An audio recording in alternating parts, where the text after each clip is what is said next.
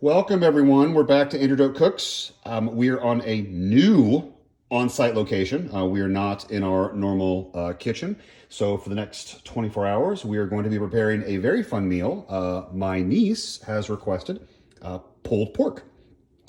Pulled pork sliders to be specific, or more specific. So we're going to make that. What we're going to do is this is not going to be a smoked pulled pork version. We'll do that later. This is a bit more of a hack because it is crock-pot. Oh no, the crock-pot. Oh, it's going to taste terrible. No, it's not. We've been making it for years. But what we have discovered is in the crock-pot, you first prepare it, you do it as low and slow, as long as your crock pot allows, and then you cool it off, drain of all the fat, pull it apart, put it in the fridge, chill it down. After about 8 hours, you bring it back out, stick it back in the crock pot, add your sauce, add your extra ingredients, and then warm it up. They are fantastic. It's not smoked, but it's delicious. But so what we're going to do is we're going to start with our dry rub, and we are going to pull in some ingredients. We've got onion powder, garlic powder, salt, sugar, some paprika, and some black pepper. So we're going to combine this and make ourselves a dry rub. And here we are, dry rub. That quick. So nice and combined. So now we'll turn our attention over to the pork butt. Pork butt. With our pork butt, what we have to do is all of this gorgeous, beautiful marbling, all of this fat that you see right here that's going to bring amazing flavor to this pulled pork when we're done needs to be trimmed. So I am going to use a serrated blade to take off chunks of fat that I do not want to cook and render down because it's going to be in a crock pot. Normally, this would be low and slow in a smoker, and everything, it would drip down and it would be delicious. We don't have that luxury with a crock pot. So I'm gonna have to trim this bad boy and then we'll come back to the rub application. All right, so that's as much as I'm going to trim. That is my pile of fat. This is my pile of trimmed pork butt. So we're going to ignore this pile. Yes, there's stuff that we could do with this. We're not going to for this video. So we're going to ignore that. We're moving over to the pork butt and our dry rub. Okay, dry rub, pork butt.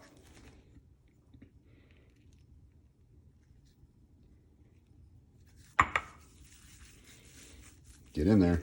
I know I should be wearing gloves. I'm not. And the reason why I like wearing gloves is because I don't like things that are sticky and or gross. And raw meat would definitely fall into the category of sticky. Although I much prefer the feel of raw meat to, let's say, like a honey or something like syrup. Ugh, so sticky. No, thank you. All right, now, yes, I did leave some fat on, as you can obviously very well see. But our butt, no pun intended, our butt is now beautifully seasoned. And so now this is going to go over into the crock pot. There is one more step that we're going to do here. I'll toss this in the crock pot. I'll clean this board up. I'll come back and I'll explain.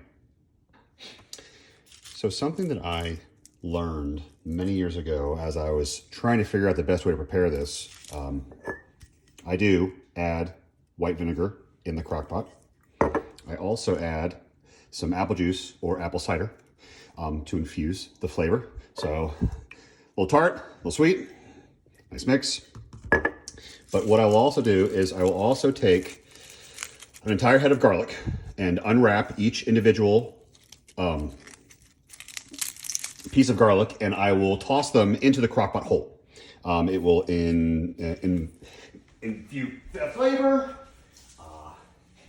It complements the dry rub beautifully. And something I'm just going to show, I'll just do it once. So if you've never worked with a garlic bulb, all of your little pieces of garlic are underneath this wrapping. So as you can see, I'm just kind of messing around with my hands, and I'm pulling off all the outer casing, getting down to each of my individual pieces of garlic. All right. So one end is pointed, one end actually has kind of the root section where it was attached to the base of the giant bulb. So I've made a huge mess. Why do I have a giant non-serrated blade? Because I'm going to show you the easiest way to get the wrappings off of each individual one. So what I do, this end right here, okay, cut off. Do not cut your finger, okay? It's off. Now, you have this wrapping, you have this casing. It's kind of a pain in the neck to get. So, with your blade, flat end, press down. It crushes the bulb, but the entire casing comes off. Ta-da! And so now you can take your peeled garlic, cloves, and toss them into the crock pot with the meat. Okay, so this is gonna cook up with our garlic cloves, our vinegar, our apple juice for 10 hours, and we'll come back tomorrow morning and take a look. Morning, everyone, and we are now ready. So this is about 10 hours, 11 hours later. It has been on warm. So after that much time, okay, so our crust looks amazing.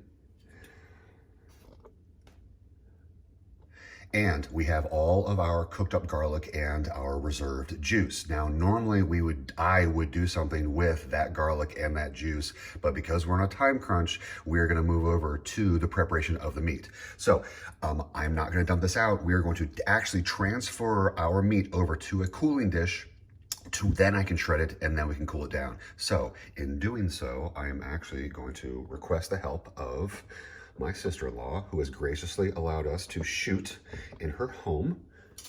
All right, so I am now going to, no, you're perfect, you're great. I'm now going to use my fork. It is that, look at that meat. It is already starting to completely fall apart because the juices and this wonderful crock pot did its job. Let's move that over here. Pardon me, sister-in-law. All right, a little bit more. Okay, all right, wonderful, thank you. Now, send that down, beautiful. Now let's move over. Oh my goodness. So as you just witnessed, merely by trying to pick up the meat, it already began to crumble, which is exactly where we want this meat to be. Give me 1 second and I'll come back and we'll dive into breaking this apart. Steam's still coming off. So as I mentioned before, it's not so much a time crunch. It's that we want to eat this for dinner tonight. So the whole idea is that I need to get this broken apart, cooled down, so that we have enough time. So my family, my Atlanta family, where we're at now in Atlanta, has the exact same crock pot we have. And the settings are 4, 6, 8, and 10 hours. So what we'll do is once I break this down and get it back in the fridge, cool it down a bit, we should be able to put this back in the crock pot at about 1 p.m. local time, so that by about 6 p.m. local time, the sauce is combined with it. We get some crusty edges. We still have nice, juicy center meat. Oh my goodness, look at that. I'm not even have to try. There have been some of these pork butts that I have broken down over the years in a crock pot that they just needed more time. I needed more time. Maybe I needed more juice. Maybe I needed more vinegar. Not sure, but they were quite a struggle to break apart. This, I am simply inserting my fork inside of a thick portion and it is coming right apart. So there is no concerns on this side of the camera with how well this broke down. So notice how the video went from big hunks of crust to now gorgeous, beautiful. I mean, this meat is beautiful. My sister-in-law picked this up from the store yesterday while we were driving My wife kind of gave her some general parameters, and then my sister-in-law came back with some images as I was driving. So we're having an interactive discussion on our car drive yesterday up from the Keys, and she picked out a beautiful specimen. Okay, this is incredible. This looks done. I mean, we should take this, slap some sauce on it, stick it on a bun, boom, we're good to go. But we're gonna follow my normal process. I promised my niece that I'd make this the way that I normally make it. So now I'm gonna stick it in the fridge, and then we're gonna come back, we're gonna put it back in the crock pot with some sauce. And then I actually might do something with the rendered fat, vinegar, garlic, and apple juice concoction. We'll see. We'll see when we come back. So give me a couple hours. I'll be right back.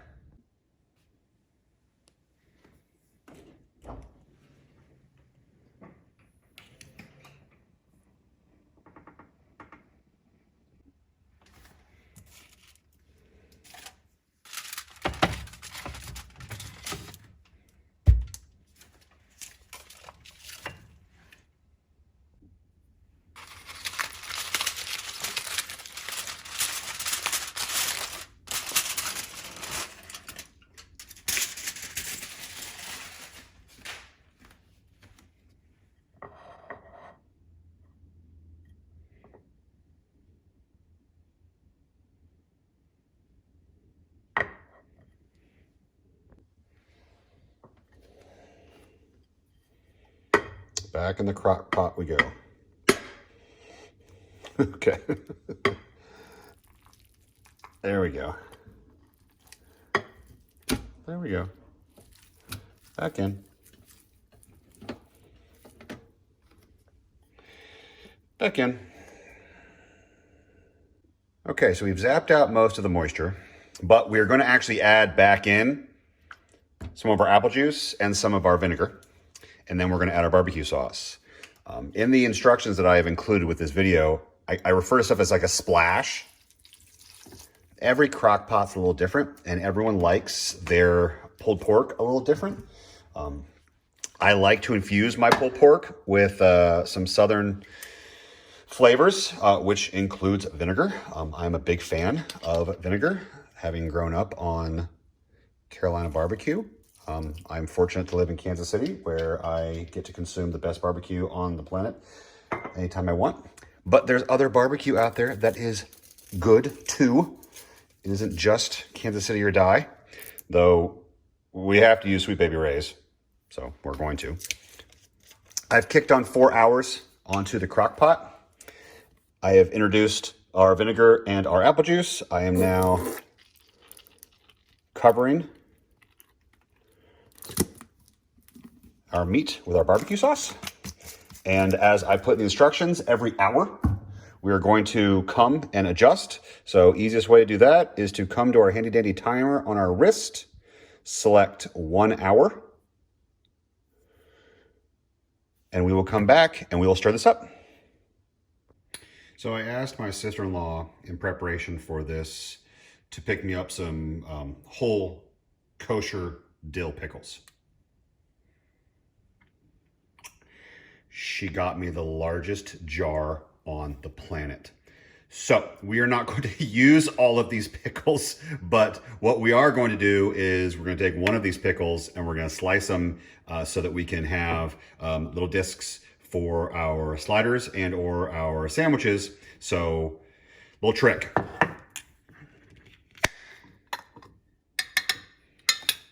Find your pickle. These look amazing.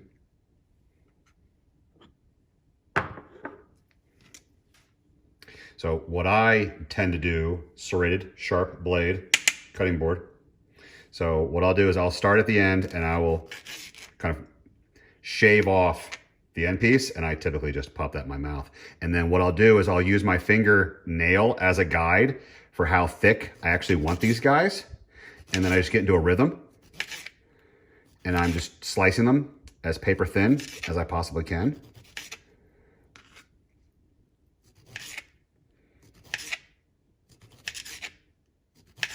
Now there are professional chefs that can slice through this in a uniform, very pretty fashion. I am not a professional chef, so I allow myself a bit of grace, as should you. Paper thin. Yeah. And when it starts to get difficult, again, that's where I kind of move it aside, stick it to the edge. Where's my first? There it is. So these little guys over here, those are mine to eat. And this whole stack of all these little pickles. So the trick, so you've done this. Now you could put these back in a Ziploc bag and a ramekin back in the fridge. What I do is I take them and put them right back in the jar. So they go right back into their pickle juice.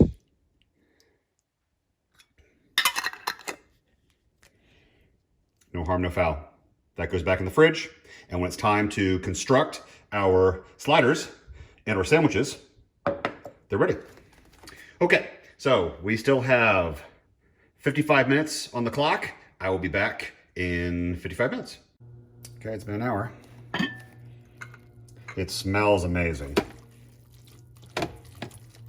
And yes, there's the liquid in the bottom. And yes, there's the barbecue sauce. Oh, and some chunks. It's just starting to come together now.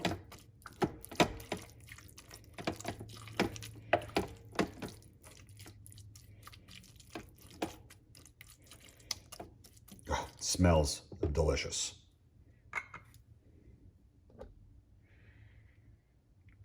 So we're getting there. All right, let's set the timer for one more hour and then we'll come back.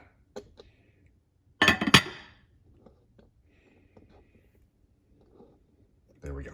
All right, let's set our timer again, one more hour. Done. See you in an hour.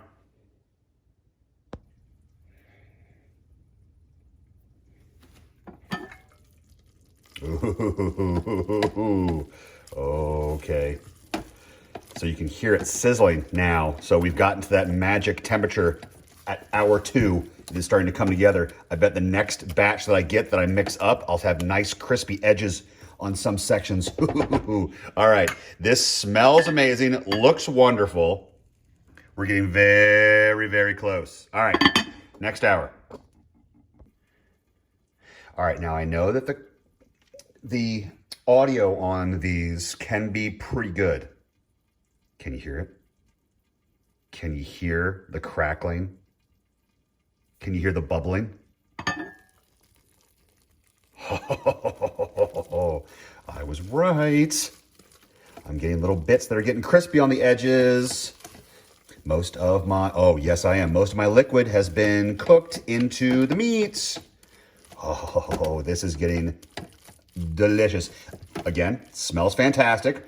And yes, this is going to take one more hour. Now, I am not going to add any more barbecue sauce. I am not going to add any more vinegar. I am not going to add any more apple juice. We are going to let this go for one more hour. And then this will be ready to combine, create our sandwiches, and hopefully make one happy niece. All right, one more hour. All right, that's time. Look at that. Okay, that is 4 hours. So there's a crispy dark bit. There's a crispy dark bit. There's a crispy dark bit. Ooh, there's a crispy dark bit. This looks incredible. All right, so there is still a little liquid, which is fine. That's okay. So this is going to kick off in a second to just go to warm. So we are waiting for a few more people to come back, and then we will serve these up onto our sandwiches with cheese and yeah. Oh yes. Woohoo! Woohoo! So previously I cut up our pickles. They're ready. Our buns. My sister-in-law is actually obsessed with this spicy honey from Trader Joe's. It's incredible. And as you all know who have been watching my videos, I will add honey to my pizza crust. I didn't add honey directly to the meat because not everyone in this house likes it spicy, and adding this to the sandwich will not change the profile. Adding it to the actual crock-pot would, so we're fine. One last thing. Whoops, as I throw stuff on the floor. That's wonderful. Okay, why am I showing you an open box of Ziploc bags? Because this crock pot currently holds 3.5, nearly 4 pounds of now pork. We're not going to consume all of this. In years past, when we've done this, we've taken the whole section of leftovers, stuck it in one giant Ziploc bag, threw it in the freezer, and had a nightmare of a time trying to break it apart because it was frozen. So I am showing all of you a small, what are these? These gallon? Quart. I am showing you all quart-size Ziploc bags. So when you're done having your sandwiches, take out individual portions, put them in your quart freezer bags, stick them in the freezer, label them, date, and what it actually is, so that when you break them out of the freezer, you can have a smaller amount to reheat and a whole lot easier than a giant multi-pound bag of frozen. So thanks as always, everyone. I hope you enjoyed this week's video, especially from here at our location in Atlanta. See you guys next week. I got a broken face. I got a